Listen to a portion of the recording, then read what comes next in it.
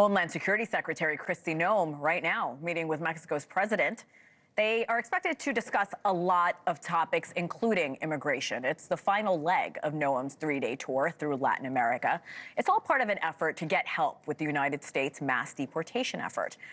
Let's get into this now with Sheriff Thaddeus Cleveland of Terrell County, Texas. Sheriff Cleveland is also a former Border Patrol agent with 26 years of experience. Sheriff, nice to see you. Welcome back. Howdy, Hannah. Great to be on with you. How you been? I'm great, thank you. So we spoke with former National Chief of the U.S. Border Patrol yesterday, Ron Vitiello. Here's what he said about the border and how the current administration is handling it. Let's take a quick listen.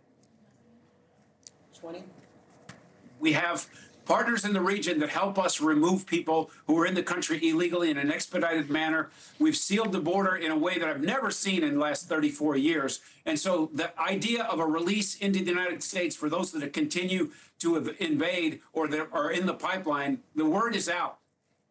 Like I mentioned, you've had 26 years of experience on the border. Do you agree that these new policies are enough to deter people from coming into our country?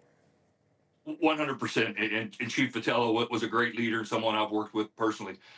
He's exactly right. And what we've seen the last 2 months since President Trump took over, we haven't seen before. We haven't seen apprehensions this low. There's been a few days below 200 now.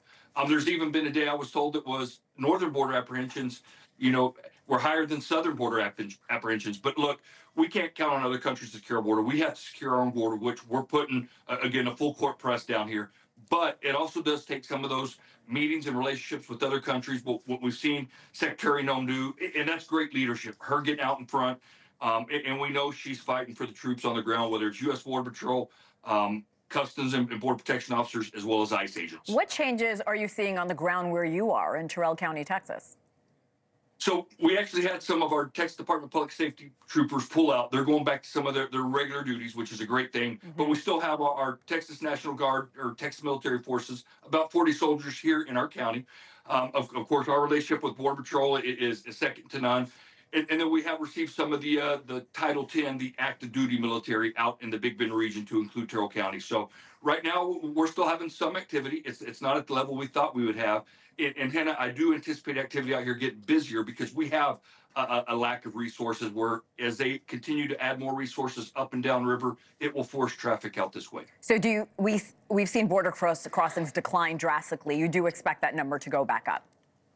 Here in my area. And again, in Terrell County. Yes, ma'am, because again, those urban environments, Del Rio, Texas, to Acuna, Piedras Negras to Eagle Pass, and then El Paso to Juarez and other areas. The Big Bend region, which makes in the Big Bend Border Patrol sectors 517 miles, a quarter of the U.S. Mexico border.